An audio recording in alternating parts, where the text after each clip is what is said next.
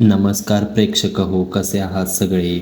16 August 2025 रोजी star प्रवाहवरील ठरलं तर मग मालिकेच्या प्रेक्षकांना खूप मोठा धक्का बसला.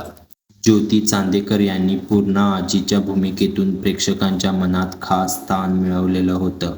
त्यांच्या निधनाने आता प्रश्न उभा राहिला आहे की आता पूर्णा आजीचं पात्र कोण साकारणार? पूर्णा आजीच्या भूमिकेने ज्योती चांदेकर यांना प्रचंड लोकप्रियता मिळवून दिली होती.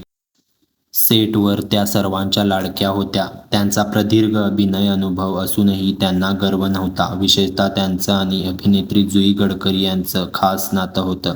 त्या सेटवरील सगळ्यांशी खूप मिळून मिसळून राहत होत्या.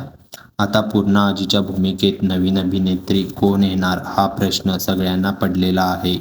मात्र प्रेक्षकांनी निर्मात्यांना विनंती केली आहे की आम्हाला पूर्णा आजीच्या जागी कोणालाच बघायचं नाही आहे. ज्योती चांदेकर यांच्या निधनाने मालिकेच्या चाहत्यांमध्ये शोककळा पसरली आहे.